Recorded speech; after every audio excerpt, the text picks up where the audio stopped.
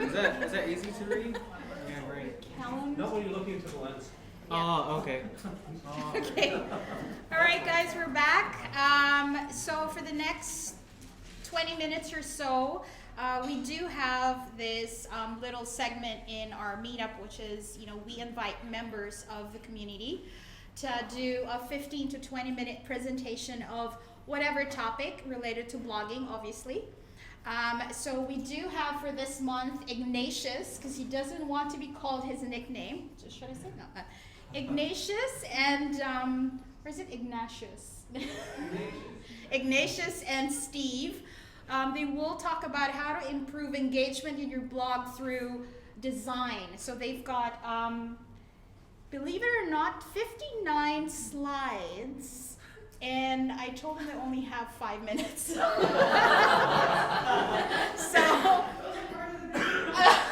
okay, anyway, you guys, come on. Welcome. Hey guys. So we got 4 minutes and 30 seconds left. Yeah. Thanks, Jam. Yeah, thanks, Jam. So we're gonna start it straight away. I'm Iggy. Call me Ignatius, please. I'm Steve. I'm a senior designer. I work for Grant. Yeah, I totally forgot that. Senior developer for Grant Creative as well. So we work together. Yeah. And since last month we've been checking out blog meetups like this. So yeah, it's cool.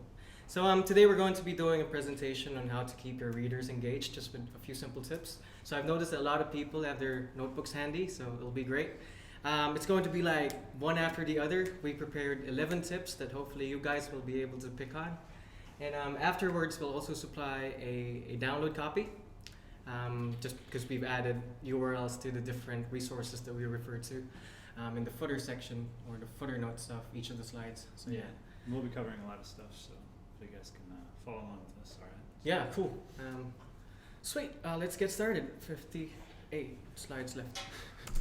Awesome. What's the issue, Steve? 9 seconds, Iggy. That's the average attention span of a goldfish. That is quite an issue right there, my friends, because, believe it or not, a Microsoft study highlights the deteriorating attention span of humans. Oh. So that's an average, like someone checking out your website or blog post, they're only going to spend 8 seconds in it at the most if they're not interested. So as I've said, we have 11 tips, and we will start with tip number 1, the F pattern. We'll try to minimize the chances of someone leaving your website with these tips here. So the first tip is the F layout, and it's a really common layout in web design. Believe it or not, like 95% of people are using it without them even knowing it. And the F layout pretty much is, just using this as an example. You've got your header here, then you've got your article, then your sidebar here. And the F pattern is just a way for people to survey or traverse through particular blog post, because normally the way we traverse through elements on a screen or on an article is we start from the top, then move from left to right, and that's the natural way of reading through things.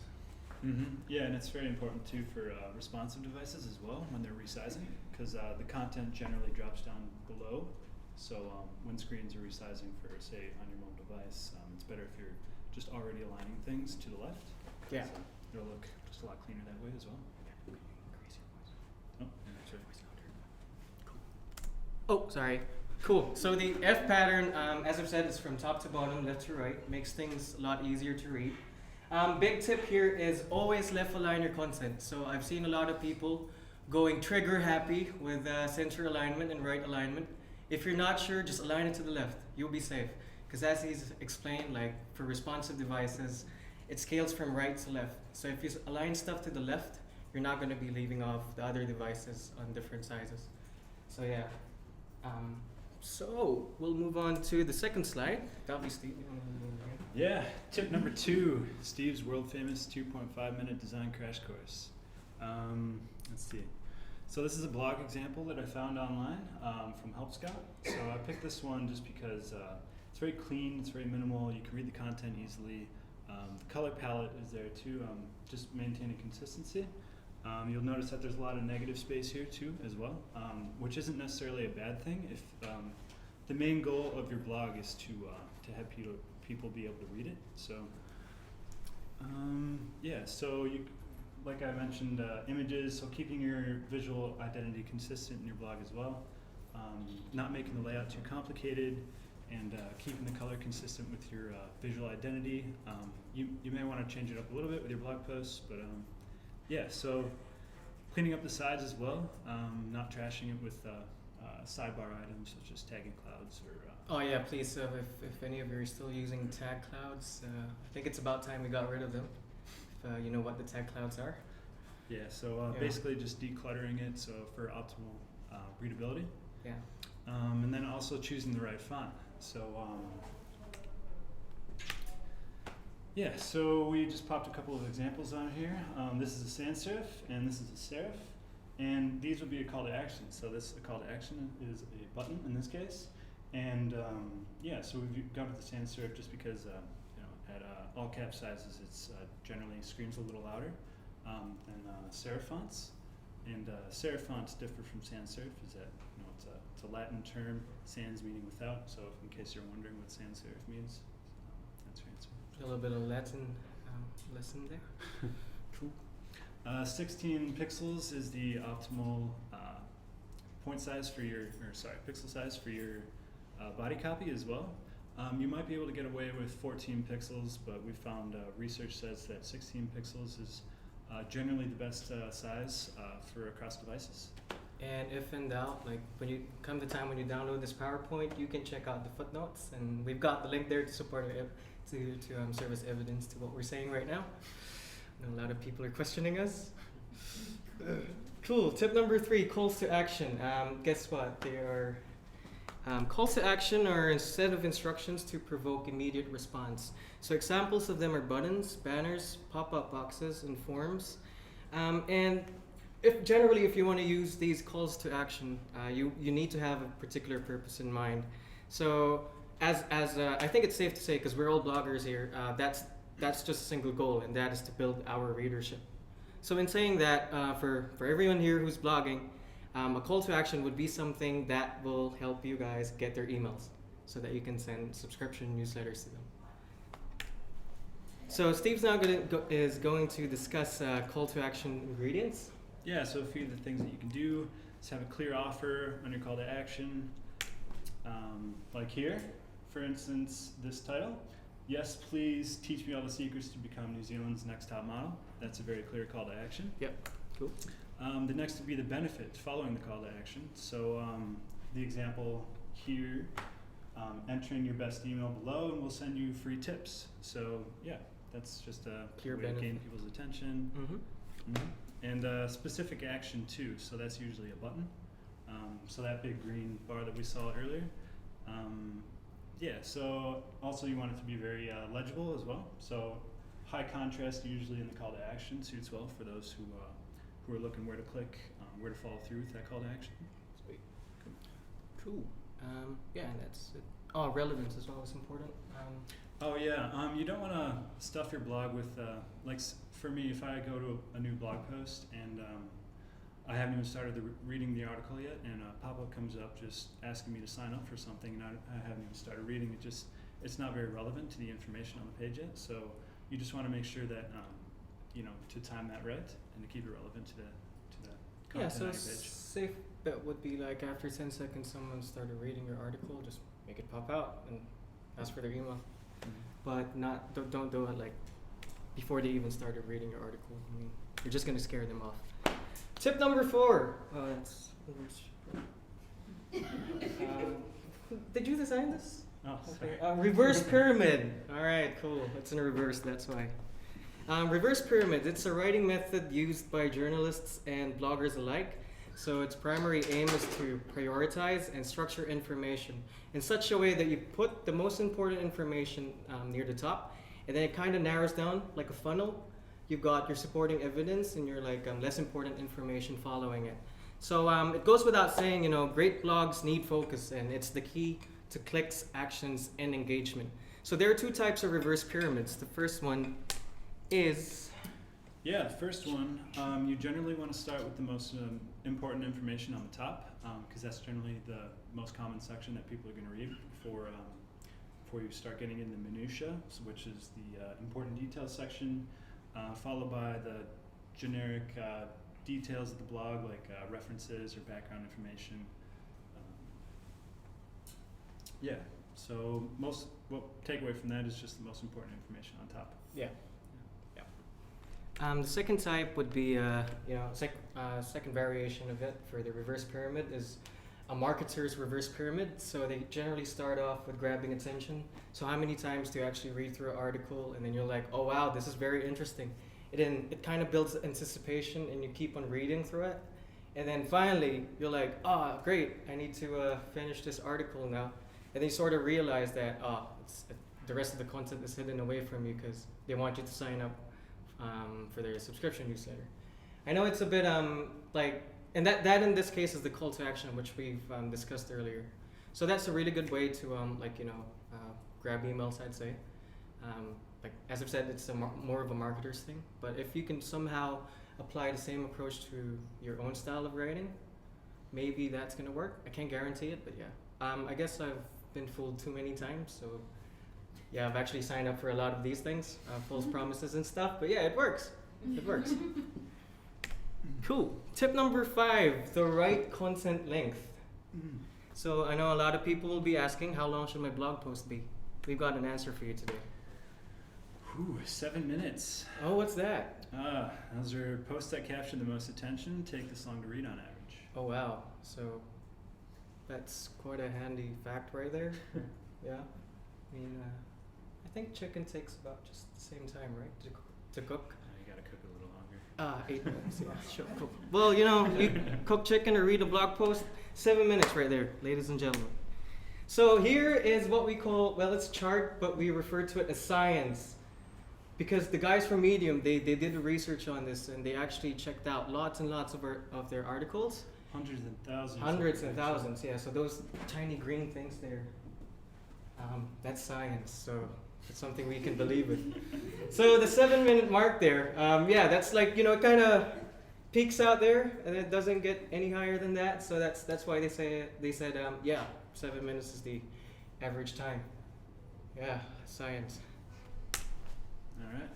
Yeah, so in saying that, to answer the question, how long should my blog post be? 1,600 words. If you're writing just purely with words, and not including anything else besides that. So that's your ideal blog post word count, so to speak. Now, if you're gonna ask, so what is the minimum then?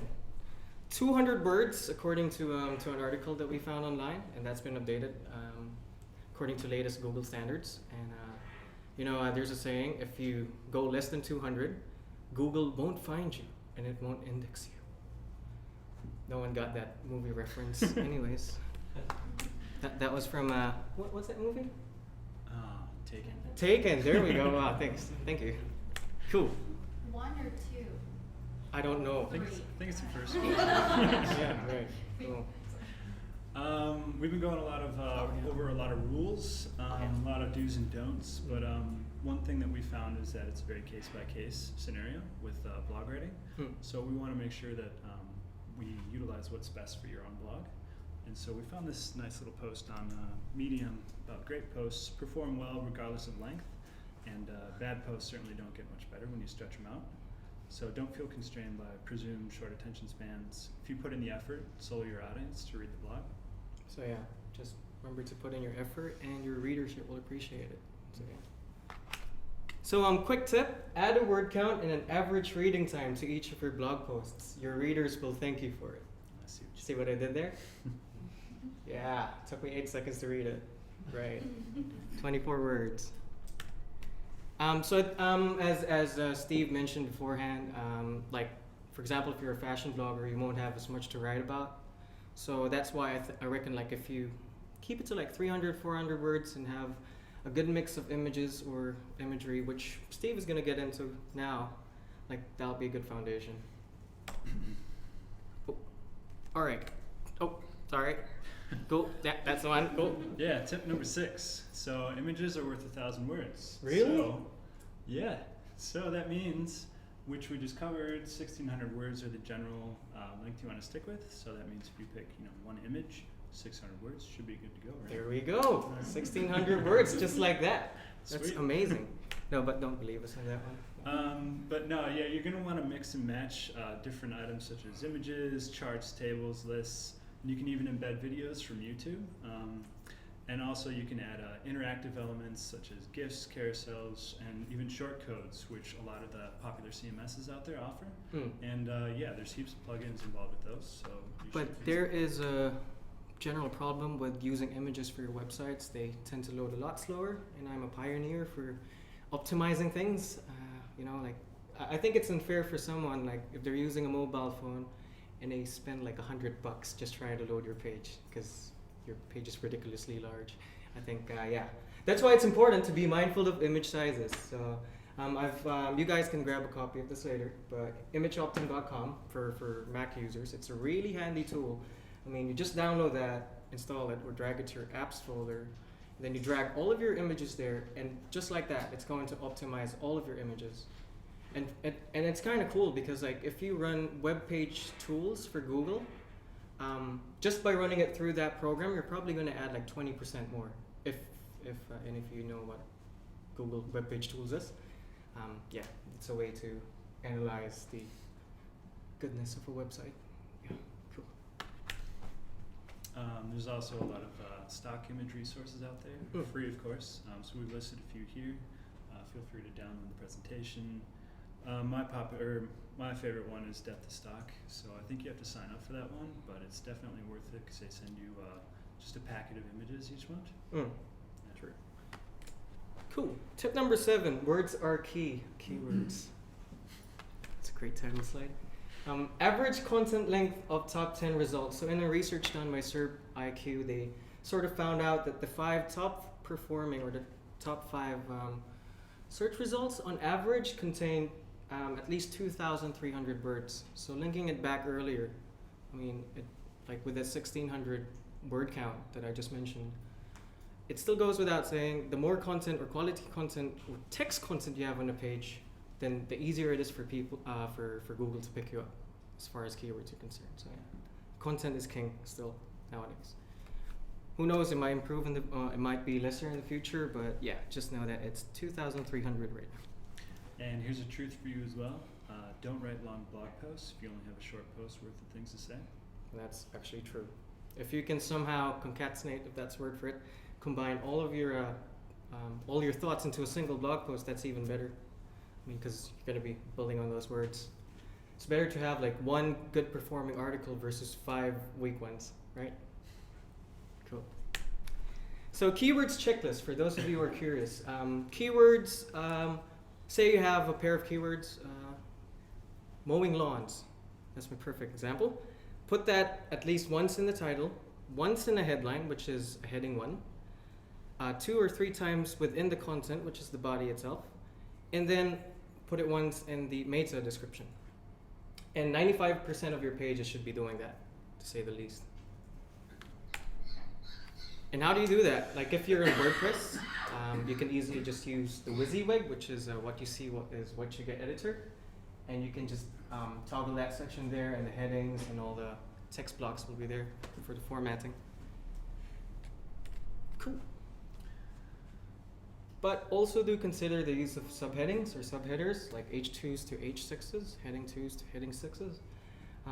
That way you can structure it so that it kind of reads logically through a page. You break it down into sections and you squeeze in your keywords in there. For the URL, also consider like using the title for the URL itself. For image alt tags, alt tags, I'm sure, do you guys know about alt tags? You do? Great. And image names, like if you can name your files like this, like base it on your post title so that it's a bit optimized too. Believe it or not, like Google kind of picks up on that. This is an example of how to properly name your images. So on WordPress, you've got the featured image section, and you kind of, if you set an image there, and as soon as you share it on on different social media platforms, that's gonna get picked up and it's gonna use it as the main image. So when shared on Facebook and other things like that, that's the image that will show up. So in WordPress, there's a feature image section. I'm not sure for other blogs or content management systems, but just bear that in mind. It's almost compulsory to have an image associated with your blog post because you'll increase your chances of someone actually clicking through and reading more about your blog or your article at least. Yeah. So as you can see here, it's probably too small to see right now, but I've named it like "When a Date with Brad Pitt" .jpg, and then the title is "When a Date with Brad Pitt," and so is the alt text.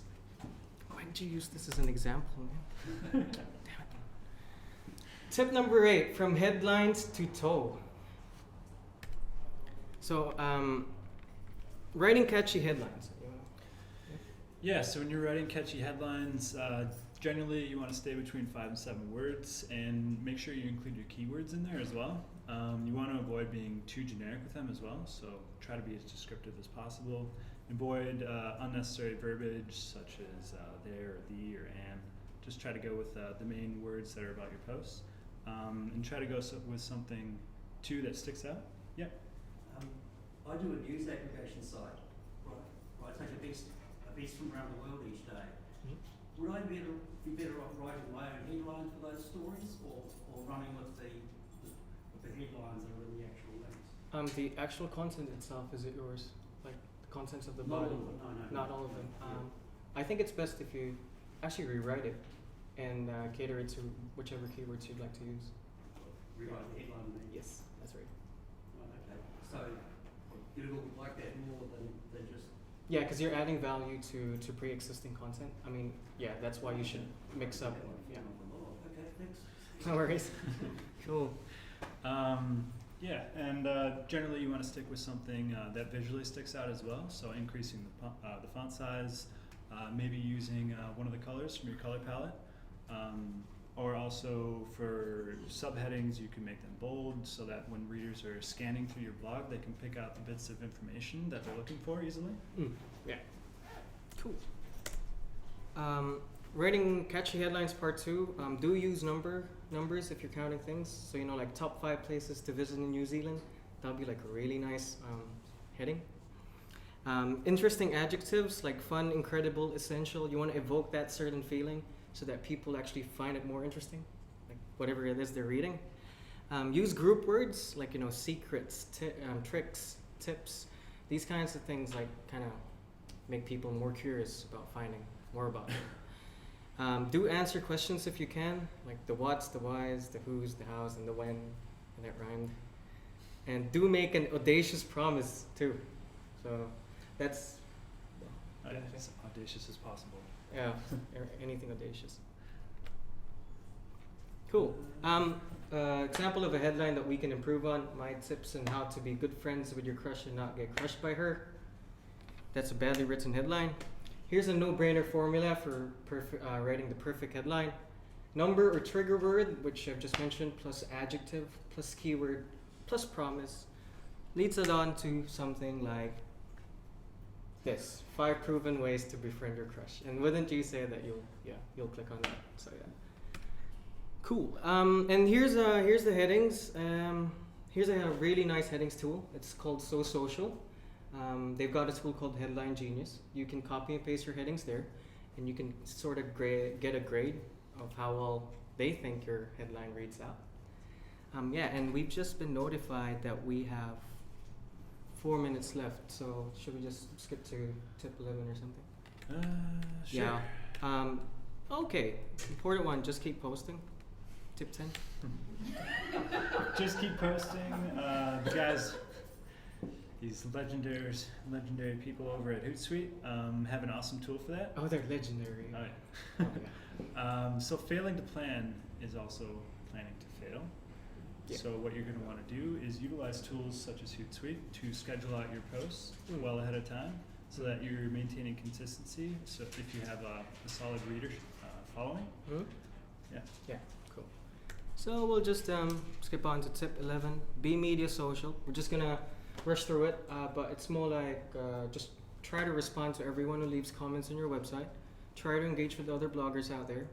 Try to try to be as active as you can so that people, you know, in return visit your website and leave comments there and become active too. So so collaboration amongst other things is really good for bloggers. And someone wise once said, there is more to social media life than Facebook. Yeah, that's right. Wise. Cool. So don't focus all of your time on Facebook. I mean, if you think that Twitter is gonna work for you or is working well for you, then put more time into that. So don't get blinded just because you think Facebook has like 4 billion users. What might work for me may not essentially work for you. Here's another tool. Internet is a zoo. Ideal length of everything online. So too bad we can't talk about that, but it just details out ideal post lengths for Twitter, Facebook, amongst other things. And these are actually, you can take them as ingredients to coming up with perfect post. Link is there if you want to download it. Yeah. So I think that's last tip. That's our talk. We thought we'd end with a little little quote here. So keeping your readers in mind, and be sure to write about things that you're passionate on. So. And it ends up with we promise to never spam. So it's sort of a manifesto for everyone as bloggers. Cool. And that's it. Thank you very much.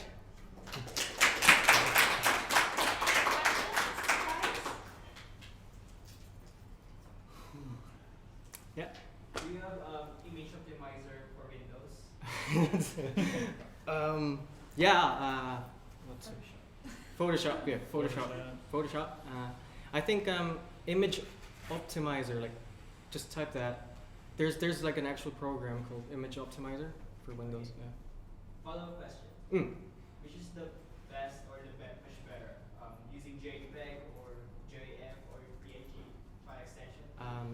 Depends on purpose. If you're, for example, well, if you have an image with a transparent background, you would obviously want to go with the PNG so that you can see the background image behind it, or if you're layering it over something. For JPEGs, if you're looking for image optimization, you can really mess around with how big your file size is and the quality of the image as well. So I'd say probably JPEGs for square images, and then if you're doing something like an icon, maybe a PNG. Yeah. Thank you. Just a comment from Angela. I'm trying to make the mics now farther.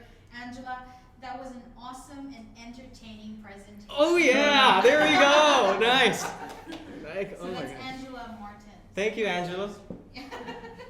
Magda says, the young men did prepare well. Thank you. Who's younger? Well, young men, so both. Oh. All right, Thank I guess you. there are no other questions, guys? No one? You're just gonna say something about links, but then you skipped over it. Oh, links. Well, just with links, quick one on that one. A lot of people link to other websites, especially if you're using WordPress. There's a tiny tick box there, and I'll just quickly scroll back to that. There's a tiny tick box there that asks if you want to open the link in a new window or tab. So if you're a fashion blogger and you're linking to ASOS, for example, to let people know where they can purchase things, what you don't want them to do is click on that link and leave your website, right? I'd just be keeping SEO and things like that with that. Mm-hmm. Yeah, that too. Cool. Well, thank you, everyone, and thank you to the young men. Thank you. And the cameras over there. And thank you as well to the guys in the live stream and stuff. We really appreciate you participating. We are here until 8:30. You can still network if you'd like, but at 8:30-ish, we gotta boot you out. So next month, by the way, is our last for the year. We will have Danny Revel, I'm not sure, sorry Danny. But she is from We're Anthology, a blogger outreach agency. And she also heads NZ Blog Collective, which is mostly fashion bloggers and beauty bloggers. So what she's going to talk about is being an influencer, because she has, she is managing some bloggers, obviously, for her clients. So if you're interested in going into the dark side, kind of, or at least understanding, you know, what the process is like, horror stories, victory stories, whatever, come back next month. And that's November, just the second Tuesday of the month, right? Oh, Whatever. I don't remember presentation. And yes, we don't have them. Oh, yes, we do. Yes, yes, yes. Presentation. Sorry, and that is Sorry. Scott. Sorry, that would be Matthew Chalk. Matthew here. Not here. No, okay. Well, Okay, now he'll be doing a short presentation on link building as a strategy to get more traffic to your blog. That should be interesting. yeah, it will be interesting. Okay, thanks, guys. Thank you. so much. Thank you. Hey, good job, guys. Good work, guys. Thank you. Thank you. Good job. And also remember, just to stick this bug in your brain, February, lightning talks. If you're interested, fill out the form that I'm going to be sending the link to in per email soon. And don't worry if you don't think you're a good public speaker. If you don't think you have anything to say, doesn't matter. You have a very supportive environment here, great audience, and it'll be fun. And that's that. All right, out of here. Everyone, gone. Go.